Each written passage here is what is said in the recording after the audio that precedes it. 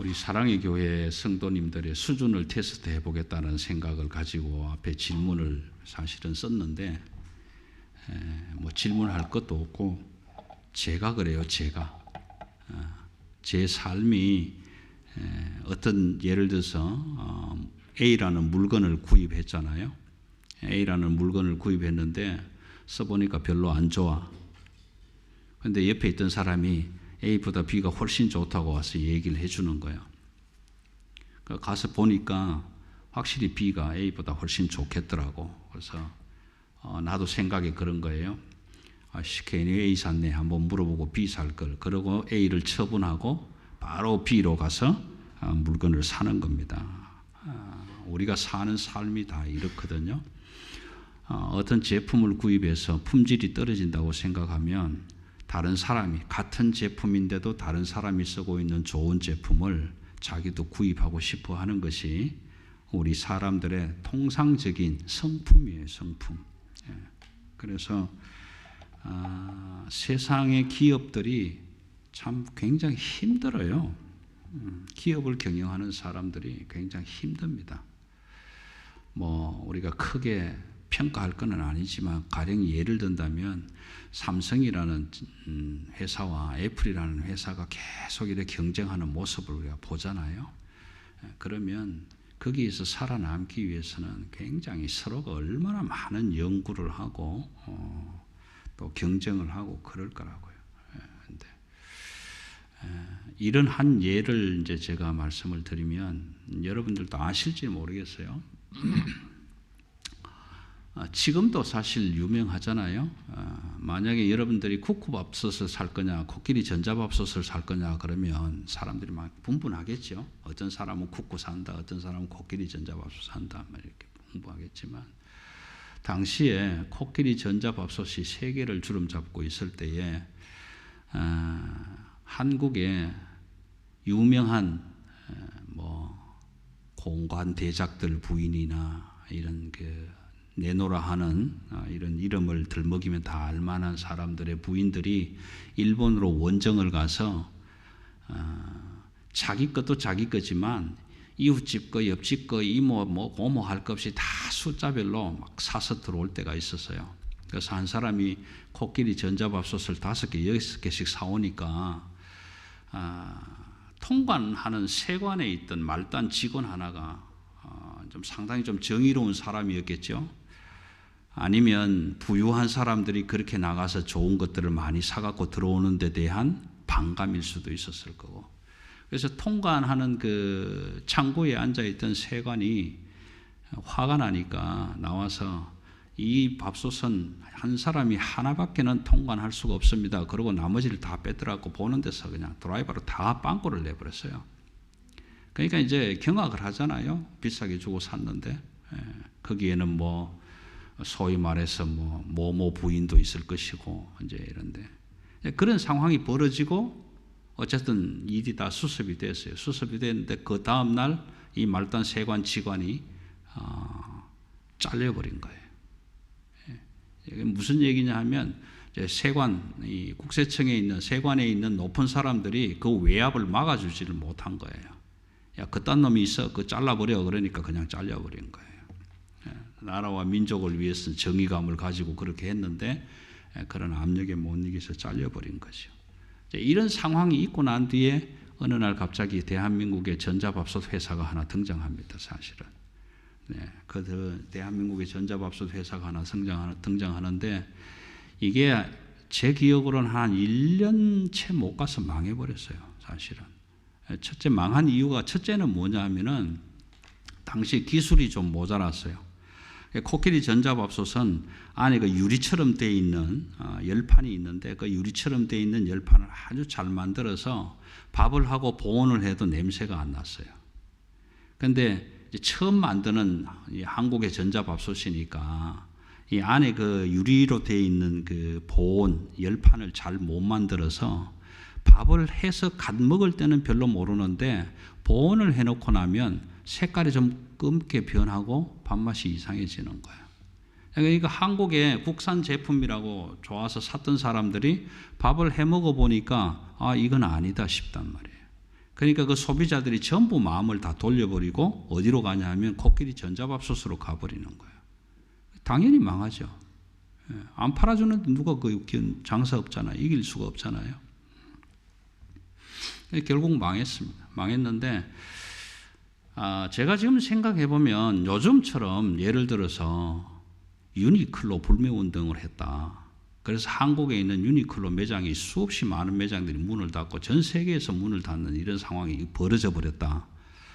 만약에 그때 전자밥솥 사지 말자. 코끼리 전자밥솥. 대한민국 밥솥을 그래도 키워주자.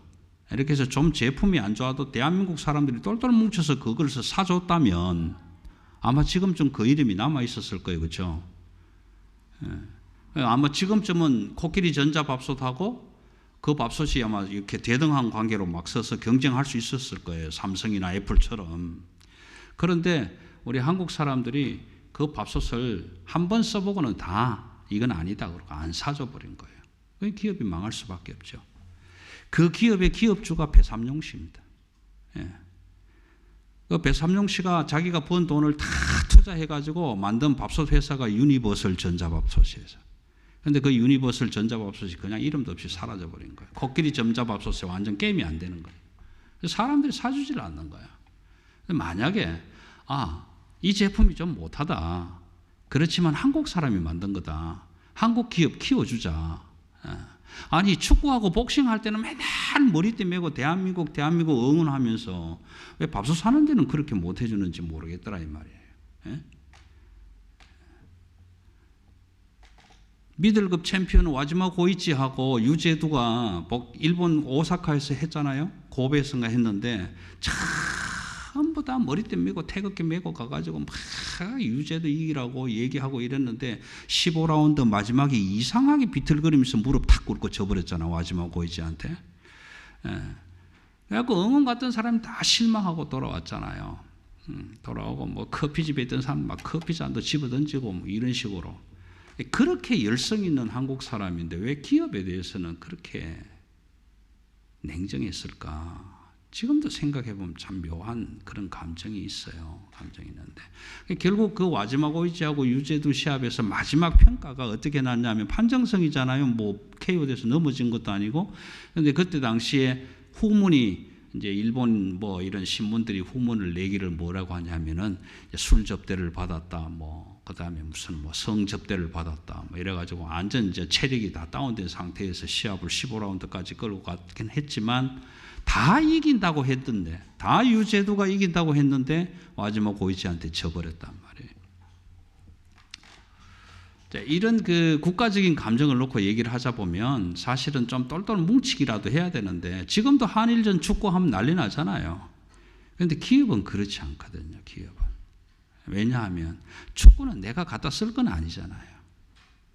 그런데 밥솥은 내가 매일 써야 되잖아요. 그러니까 다른 거예요. 그래서 결국은 배삼룡 씨가 그 유니버설 전자밥통 회사에 다 문을 닫고 완전 이제 폐가망신하는 그런 경지에 접어듭니다. 접어드는데 지금 생각해 보면 저와 여러분이 생각해 보면 부정할 수 없는 일이에요. 세상이 돈이 주름 잡고 있다라는 것을 부정할 수는 없어요. 그는 뭐 돈이 뭔지 모르지만 지금 이 세상이 돈이 지금 딱 주름 잡고 있다는 건 안단 말이에요. 제가 언젠가 한번 말씀드렸는데 빠빠라기라는 책이 있어요. 빠빠라기. 지금도 출판이 되고 있는지는 모르겠습니다. 빠빠라기라는 책이 있는데 영국의 그 어떤 아주 귀족층에 있는 한 사람과 아주 그 미개지로 있는 어느 섬의 추장과가 이제 친구가 돼요. 친구가 돼서 그 추장이 생각한 이야기를 글로 써낸 것이 빠빠라기라는 책인데 이 영국 신사가 그 추장을 영국으로 초청을 해요. 초청을 하는데 어떻게 오느냐 하면 바나나 잎 딱 이렇게 갈아가지고 우통 훌러덩 벗고 짝대기 하나 짚고 영국을 들어와요. 들어와서 이제 그 자기를 초청한 신사랑 이제 영국을 이렇게 구경을 하게 되는데 이상하잖아요. 자기가 봐도 왜 이상하게 사람들은 옷을 입고 다닐까? 그리고 왜 이상한 종이를 주는데 물건을 줄까? 이 좋은 햇살을 왜 옷으로 가룰까? 이런 생각들을 돌아가서 자기가 글을 쓴 거예요. 글을 썼는데 그 대표적인 것 중에 하나 보면 그런 거예요. 우리는 쌀을 주고 감자를 받아온다. 물물 교환을 한다. 그런데 영국을 가보니까 이상한 종이를 주니까 수박도 주고 참외도 주더라. 그 종이가 뭔데? 우리는 돈이잖아요, 그게. 해가 빠지니까 전부 다 큰 바위돌에 뚫어보는 구멍 속으로 다 들어가더라. 아파트로 다 들어가서 산다는 거예요. 참 이해가 안 된다면 자기는. 이 좋은 햇살에 왜 옷을 입고 다 가르고 다니냐. 우린 다 벗고 다니는데. 그런 내용들을 책으로 쓴 것이 빠빠락이라는 책입니다. 뭐 지금 생각해 보면 그거하고 우리하고 뭐 전혀 상관이 없는 얘기일 수는 있겠지만 그런 이야기입니다. 근데 실물 가치로 보면 뭐 돈과 물건이 교환되는 세상이니까 그럴 수밖에 없는 거죠. 그렇기 때문에 지금 이 세상에 살아가는 사람들 중에서 어느 누가 호주의 수상, 한국의 뭐 문재인 대통령, 미국의 조 바이든 이런 사람들이 돈을 가지지 말고 돈을 구매하지 말고 믿음을 구매하라. 뭐 이런 이야기 할 수 있는 사람이 있을 것 같습니까? 아무리 미국이 크리스천 국가라고는 한다고 하지만 전 국민에게 알립니다. 지금부터 돈을 구매하지 말고 믿음을 구매하십시오. 이렇게 연설할 대통령이 있었겠냐고요. 없어요. 오늘 저는 목사의 한 사람으로서 여러분들에게 이렇게 말하고 싶습니다. 돈을 구매하지 말고 믿음을 구매하십시오.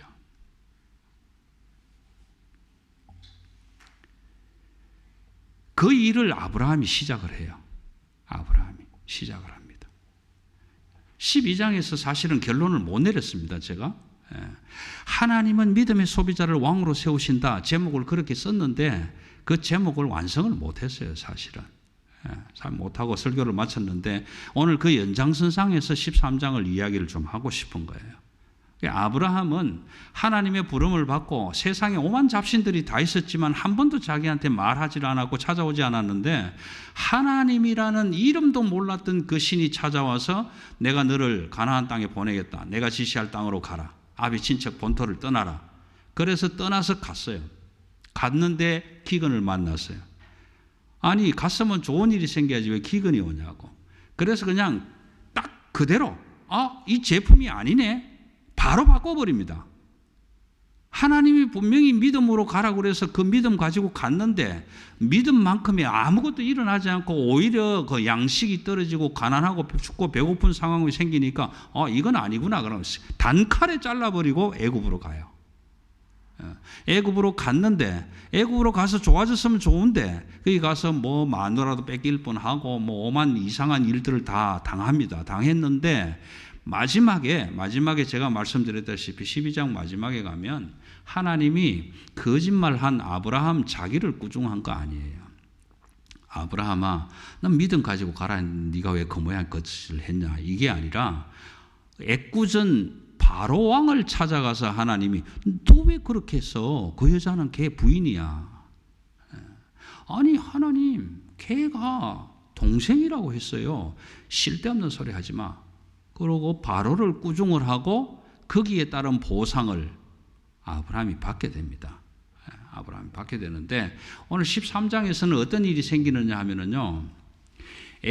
남방에서 애굽으로 내려갔던 아브라함이 오늘 13장에 들어가면 이렇게 얘기를 합니다. 남방에서 네게부에서 남방에서 기근을 피해서 애굽으로 갔던 그 가족들이 애굽에서 다시 남방으로 올라온다. 네게부로 지금 올라오고 있는 거예요. 네게부로. 기근 때문에 떠나갔던 그 동네를 다시 지금 올라가는 거예요. 애굽에서. 다시 올라가는데 1절, 2절, 3절에는 보면 이렇게 이야기합니다. 은금이 참 많았다. 소유가 풍부했다. 넉넉했다. 예. 우리 알 수 있잖아요. 아브라함이 뭐 때문에 소유가 넉넉했을까? 아내 사라의 일로 바로 왕에게 받은 많은 소떼와 양떼를 가지고 올라갔을 것 당연한 거잖아요. 그러니까 많은 거예요. 그런데 삼촌을 따라갔던 조카 롯에게도 풍부하게 많은 거예요. 많은 거예요. 기근 때에 피해 갔을 때하고 지금 다시 올라갔을 때 그 난방하고는 아무래도 다르겠죠. 그런데 6절 읽어보면 이렇게 얘기를 합니다. 아브라함의 소떼 양떼, 롯의 소떼 양떼를 풀을 뜯겨야 하는데 땅이 좁은 거예요. 목초지가 좁은 거예요. 그러니까 어떤 일이 생기냐 하면은 아브라함의 목자들과 롯의 목자들이 싸우는 거예요. 왜 싸우겠어요? 자기 양떼 풀 잘 뜯어먹이려고 싸울 거 아니에요. 풀이 많은 쪽으로 서로 가서 할 거 아니에요. 그러니까 당연히 싸우는 거죠. 싸우지만 예를 들어서 아브라함과 롯이 싸우기는 어렵단 말이에요. 왜냐하면 삼촌하고 조카 사이인데 싸우기는 힘들잖아요. 나이도 많고. 그렇지만 그들의 목자들은 아마 젊은 사람 고용했겠죠. 그러니까 싸우는 거예요. 왜 싸웁니까? 풀을 제대로 못 뜯겨서 들어가면 주인한테 혼나겠죠. 아무래도. 그렇지 않겠어요? 야, 양떼를 보니까 아직 배가 안 부른데 도대체 너 뭐 했어? 그러니 주인에게 잘 보이기 위해서라도 자기에게 맡겨준 일을 잘하기 위해서라도 서로 목초지가 좋은 쪽에 가서 풀을 뜯기기 위해서 싸울 거라고요. 내가 먼저 왔네, 네가 먼저 왔네, 이 땅은 내 땅이네, 네 땅이네, 이렇게 싸울 수도 있는 거잖아요. 그런 일이 벌어진단 말이에요. 그런 일이 벌어지는 거예요. 여러분, 믿음은 갈등을 가지고 옵니다. 믿음은 갈등을 가지고 와요. 왜 믿음이 갈등을 가지고 오느냐 하면 한번 생각해 보세요. 세상의 일과 믿음의 일이 있는데 내가 세상의 일, 이걸 택하면 굉장히 좋을 것 같아요. 누가 봐도 10사람을 붙들고 물어봐도 나 같으면 이거 하겠다. 다 그렇게 대답합니다. 그런데 믿음으로 놓고 생각해 보니까 아닌 것 같아요. 그렇지만 결정을 해야 돼요. 믿음으로 갈까? 이걸로 갈까? 결정을 해야 돼요. 그게 갈등이 생기는 거예요. 갈등이. 그런데 믿음이 없는 사람들은 갈등 없어요. 왜냐하면 믿음이 없는데 뭐 세상에 이거 가지고 놓고 갈등할 일이 없어요. 오케이, 이거 하면 되잖아요. 갈등 없는 거예요. 그런데 믿음을 가지면 갈등이 생기는 거예요. 이렇게 할까? 나는 좋을 것 같은데 하나님이 어떻게 생각할까? 이런 갈등이 생기는 거예요. 그러면 우리한테 믿음이 왜 있는가? 갈등을 해결하라고 믿음이 있는 거예요. 그럼 믿음으로 어떻게 갈등할 건가? 믿음을 가지고 믿음의 길을 택하면 갈등 없이 딱 결정하면 되는 거예요. 그런데 그 믿음을 가지고 이럴까 저럴까 저울질을 하니까 갈등이 생기는 거예요. 그래서 믿음은 갈등합니다. 아브라함은 삼촌이잖아요. 롯은 조카잖아요. 그럼 삼촌과 조카 사이에도 갈등이 일어나는 거예요. 말은 못하지만 어린 조카는 롯은 삼촌이 왜 저 모양이야? 말은 못하지만 조카한테 삼촌은 이래라 저래라 할 수는 없겠지만 이게 그러지 않겠어요?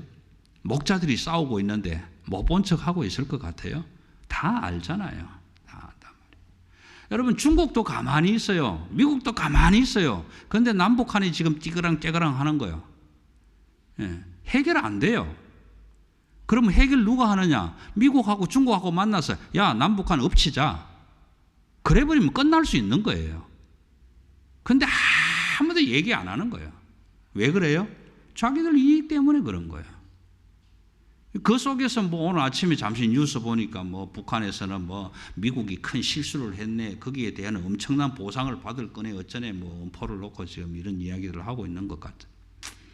이런 일이 일어나는 거예요. 싸움은 그렇게. 갈등은 마치 목자들이 싸우는 것 같단 말이에요. 롯의 목자나 아브라함의 목자가 싸우는 것 같아요.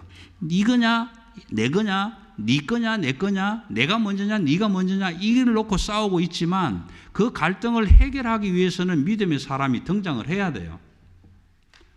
놓고 아니야, 이건 이거야. 그러면 밑에 싸울 일이 없어져요. 다 결정이 돼요. 그런데 아브라함과 조카 롯이 가만히 있으면 해결 안 되는 거예요. 해결 안 돼요. 그렇다고 나이 어린 롯이 삼촌 지금 낯살 그렇게 퍼먹어가지고 세상 어떻게 살았어요? 이 꼬라지로 만들 거예요. 이러고 대들 수는 없는 거잖아요. 이런 상황이 일어나니까 아브라함은 결단을 합니다. 결단을 하는데 뭐라고 하느냐 하면 롯에게 가서 얘기를 해요. 나이 많은 삼촌이 나이 어린 조카 롯을 찾아가서 이렇게 얘기를 합니다. 그 이야기가 뭐냐 하면 8절에 나오는 게 8절에. 8절에 가서는 야, 우리는 한 친족이잖아. 한 골육이잖아. 한 피바다 한 몸 이룬 형제 자매잖아. 여러분, 믿음은 그런 거예요. 믿음은 다 다른 것 같지만 한 피바다 한 몸 이룬 예수 그리스도의 몸된 지체로 한 교회를 이루고 있는 거예요. 한 친족이라는 거예요. 그런데 그 다음 문제는 뭐냐 하면은 아브라함이 이렇게 얘기를 합니다. 너나 나나 네 목자나 내 목자나 다투게 하지 말자. 다투게 하지 말자. 여러분, 믿음은 싸움을 회피하지 않습니다. 직면합니다. 갈등을 피하지 않습니다. 마주합니다. 적어도 세상의 문제와 교회의 문제를 놓고 있으면 어느 것이 하나님이 보시기에 합당할까? 그 믿음이 확실하면 갈등 없어요. 갈등이 일어날 필요가 없는 겁니다. 그런데 내 생각이 자꾸만 들어가 있으니까 한 번쯤은 괜찮겠지. 그렇게 갈등하게 되는 거예요. 결국 믿음은 갈등을 해결하라고 주셨는데 그 믿음 가지고 갈등을 해결을 못하는 거예요. 그런데 오늘 아브라함이 그 믿음을 가지고 갈등의 문제를 해결하는 방법을 우리에게 보여주는 거예요. 우리에게 보여주는 거예요. 너나 나나 네 목자나 내 목자나 다투게 하지 말자. 여러분, 이렇게 하는 이유가 어디에 있을까요? 7절에 보시면 이렇게 이야기를 합니다. 아브라함의 가축의 목자와 롯의 가축의 목자가 서로 다투고 그 다음 또 가나안 사람과 브리스 사람들도 함께 거하고 있었다.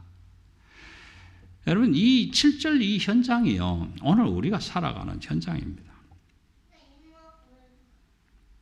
예수 믿는 사람들이 물론 교회가 이름 따라서 다 다르게 여러 교회가 있겠지만 한 피바다 한 몸 이룬 예수 그리스도의 몸된 지체로 살아가는 그리스도인들이 이 땅에 살아가고 있지만 그렇지 못한 가나안 사람과 브리스 사람도 같이 살아가고 있는 거예요.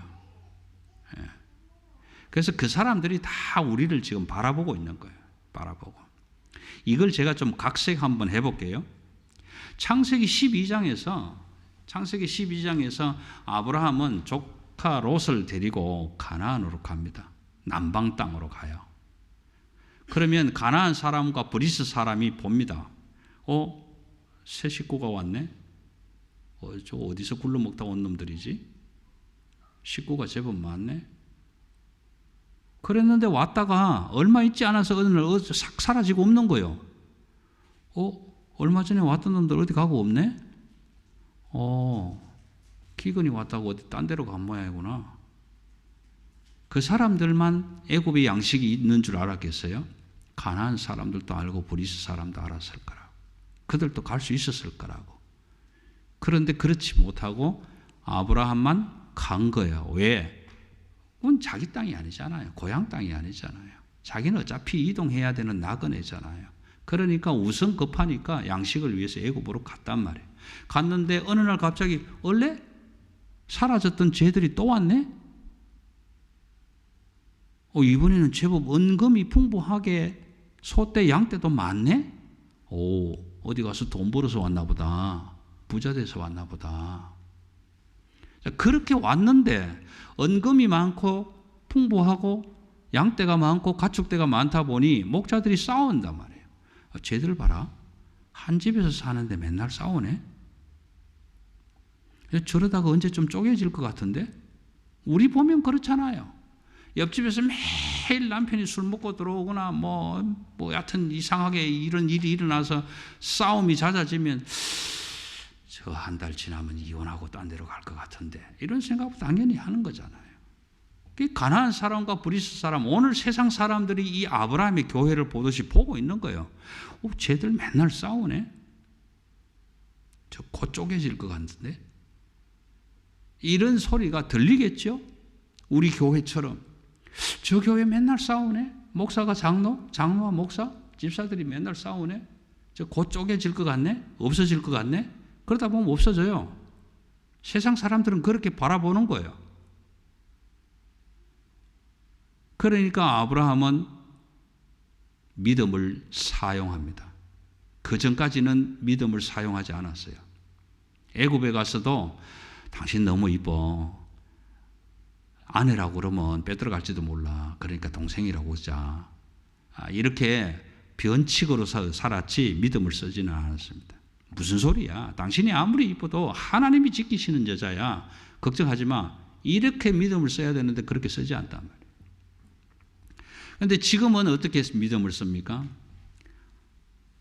롯을 불러서 얘기합니다. 우리는 한 친족이잖아. 한 피 받아 한 몸 이룬 가족이잖아. 예수 그리스도의 보혈로 하나 된 공동체잖아. 그러니까 너나 나나 싸우지도 말고 목자들도 싸우지 말게 하자.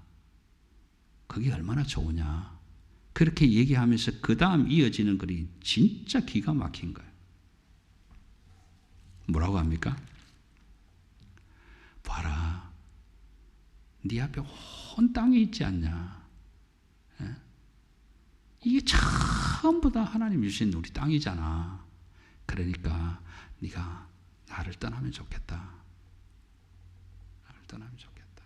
네가 좌하면 나는 우할 것이고 네가 우하면 나는 좌할 것이다.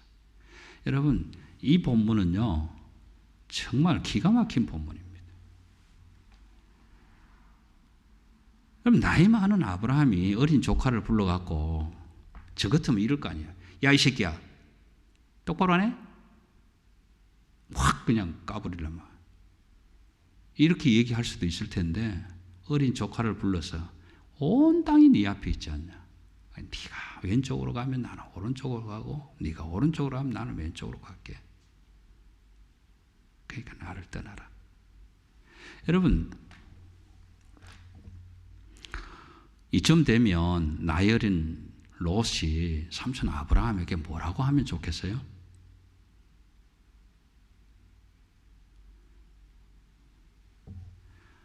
삼촌, 그래도 우리 집안이 제일 어른인데 어떻게 제가 먼저 좋은 땅을 골라서 갑니까?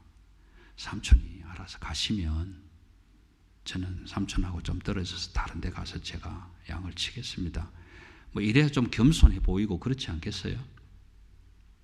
근데 오히려 나이 많은 아브라함이 삼촌이 롯에게 온 땅이 앞에 있지 않냐. 네가 원하는 대로 가라. 그리고 싸우지 말자. 그렇게 이야기하는 거예요. 여러분, 믿음은 우리가 이렇게 말을 할 때 오늘 10절 9절 말씀처럼 믿음의 사람들은 말을 할 때 말에 도끼를 빼야 돼요. 말이 탁 찌르는 이런 말들을 하시면 안 돼요. 비근한 예로 아이고 꼴 좋다. 교회 가서 기도한다고 맨날 엎드려 있더니 잘 됐구만. 이런 말들, 이런 도끼 품은 말들, 그런 말들을 하시면 안 돼요. 믿음은 그렇게 하는 게 아니에요. 그리고 너무 어려운 말, 기가 찬 말이지만 너무 어려운 말이에요. 여러분 한번 생각해 보세요. 김 집사, 당신이 우하면 나는 좌할게. 박 집사, 당신이 우하면 나는 좌할게. 이 말 하기가 얼마나 어려운지 아세요? 쉽지 않은 거예요. 그래서 믿음은 자기 일을 버리는 거 아니에요. 저 김지사 때문에 미치겠네. 뭐 교회 바꾸든지 딴 데로 가든지 해야지. 이런 게 아니에요. 일을 포기하는 게 아니라 믿음은 내가 가질 수 있는 유익, 내가 얻을 수 있는 이익을 나누어 주는 거예요. 조금 더 심하게 얘기하면 포기하는 거예요. 포기하는. 다시 말해서 박 집사, 당신이 우하면 나는 좌할게 하는 이야기는 내가 우를 누릴 수 있지만 그 누릴 수 있는 것을 박 집사에게 먼저 내주는 거예요. 쉽게 말하면 내 이익을 포기하는 거예요. 믿음이라는 그런 거예요. 믿는 사람들이 나이 어린 사람, 믿음이 좀 부족한 사람, 잘 모르는 사람, 이런 사람들을 대상으로 막 그냥 이익을 챙기려고 하고 그렇게 살아가는 건 믿음의 사람들의 사람이 아니라는 거예요. 여러분 지금 아브라함이 그걸 우리에게 보여주고 있는 거예요. 보여주고 있는 거예요. 조카를 불러놓고 쓸데없는 소리 하지 마. 내가 오른쪽으로 갈 테니까 너는 왼쪽으로 가. 이렇게 하는 것이 아니라 네가 좌하면 나는 우하고 네가 우하면 나는 좌하겠다. 믿음은 나의 유익을 나누어 주는 거예요. 포기하는 거예요. 아브라함이 봤을 때도 그 온 땅들이 얼마나 좋았겠냐고요. 그 좋은 땅을 내가 다 누리고 싶고 내 양 떼만 좋은 꼴을 먹이고 싶고 그렇겠지만 그럼에도 불구하고 그것을 내가 포기하고 내가 누릴 수 있는 유익을 다른 사람들에게 먼저 나누어 주는 거예요. 이게 믿음의 사람인 거예요. 그래서 12장에서는 아브라함이 믿음이 뭔지 몰라요. 그런데 13장에 오면은 아브라함이 처음으로 오늘 제목처럼 드디어 아브라함이 믿음의 소비자가 되는 거예요. 여러분 서두에서 말씀드렸다시피 하나님이 믿음을 생산해서 파는 기업체의 경영자라면 그 믿음을 우리가 구매를 할 때 여러분 생각 같으면 저 같으면 믿음 구매 안 해요. 비싼 돈 주고 왜 구매합니까? 아니 하나님이 만든 믿음을 사라고 내놨는데 돈 주고 샀더니 기근 만나고 돈 주고 샀더니 목자들 싸우고 돈 주고 샀더니 땅이 부족하고 돈 주고 샀더니 양떼 소떼 먹을 게 없고 근데 그 믿음을 왜 사요? 단칼에 버리고 이거 필요 없어. 여러분 이게 오늘 우리의 세상이에요. 세상 사람들은 하나님이 그 영원한 제품의 복음의 구원의 영생의 그 천국 제품을 사람들에게 구매하라고 내놨지만 사람들은 안 사죠. 왜 사요? 사서 기근 오는데. 왜 사요? 사서 싸움 하는데. 왜 사요? 싸서 맨날 굶는데. 안 사죠. 당연히 안 사죠. 그러니까 세상은 돈 하는 거예요.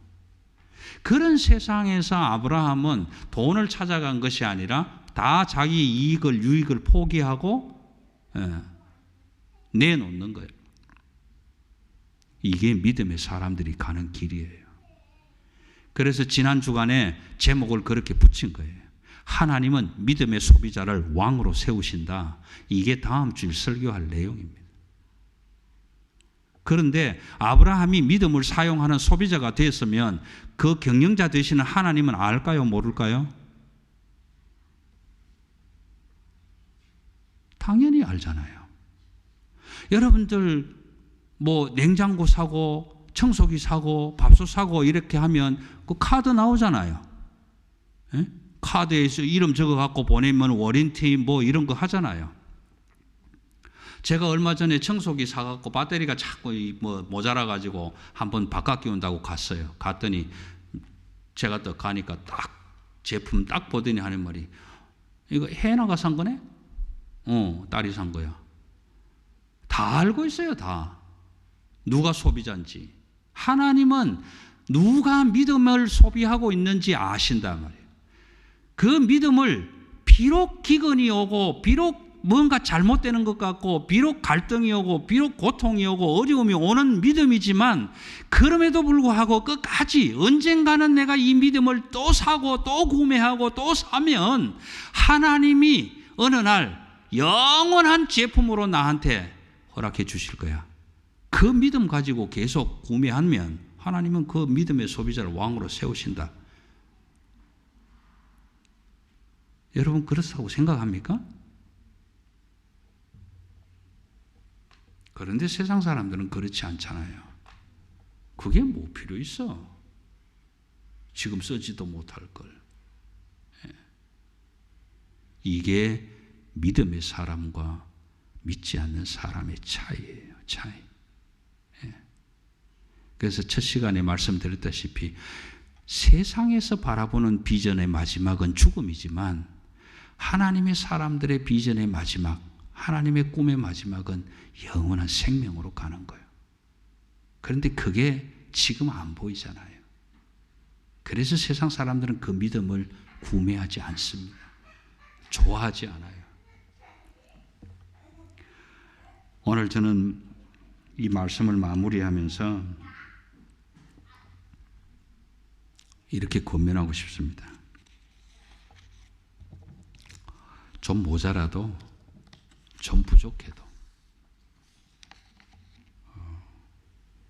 때로는 괜히 샀다 후회되는 일이 있을지라도 끝까지 그 기업을 신뢰한다면, 하나님이 경영하는 하나님의 나라의 기업, 천국의 기업을 신뢰한다면 좀 부족한 믿음일지라도 계속 구매하고 계속 사용해 가면서 하나님이 나를 믿음의 소비자라고 여겨주신다면 하나님은 소비자를 왕으로 세우실 것이다.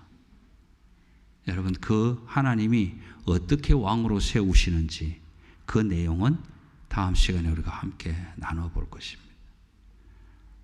저와 여러분이 함께 교회의 이런 어리벙벙한 이런 것이 아니고 사람들의 숫자가 막 그냥 기계처럼 돌아가는, 그래서 목사의 설교가 30분에서 1분만 넘어가도 목사님 시계 보면서 막 주차 힘듭니다.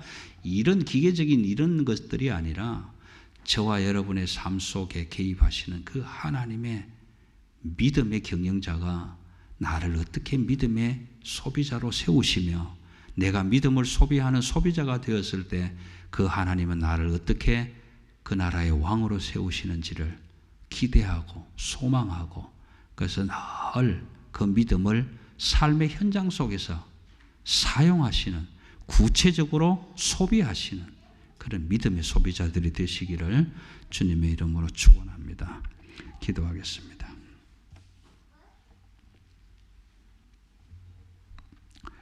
세상에서도 하나님, 기업의 제품을 계속 10년, 20년, 30년 사용하다 보면 어느 날 다이아몬드 회원이라고 칭찬도 해주고 또 기프트 선물도 보내주고 하는 일들을 합니다.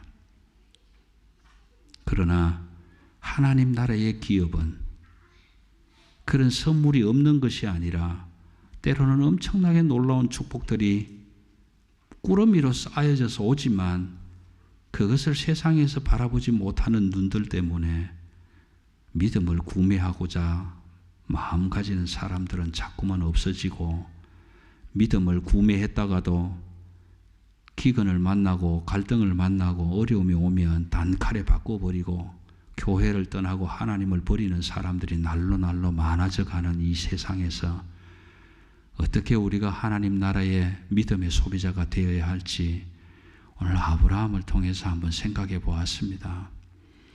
온 세상이 돈 하는 그때에 아브라함은 자기의 유익을 다 포기하고 조카롯을 내보내고 그들에게 선택권을 주고 그들에게 유익을 먼저 챙기라고 하는 이런 믿음을, 형제를 사랑하고 이웃을 사랑하는 그런 믿음을 사용하는 모습을 보았습니다. 참으로 어려운 결단이었습니다. 네가 좌하면 나는 우하고 네가 우하면 나는 좌하리라. 오늘 우리가 이 땅을 살아가는 동안에 세상 가운데서 의지할 것은 아무것도 없습니다. 그러나 세상 살아가면서 하나님을 의지할 때마다 네가 좌하면 나는 우하겠고 네가 우하면 나는 좌하리라. 그렇게 내 믿음과 내 이익과 내 축복을 나누고 때로는 포기해 나갈 때에 하나님께서 우리를 믿음의 소비자로 세우시고 왕으로 세우셔서 마침내는 하나님 나라의 영원한 생명의 상급으로 허락하여 주실 것을 믿고 또 그렇게 소비하고 또 구매하고 사용하는 믿음의 소비자들이 되게 하여 주옵소서. 감사를 드리오며 우리 주 예수 그리스도의 이름으로 기도드리옵나이다. 아멘.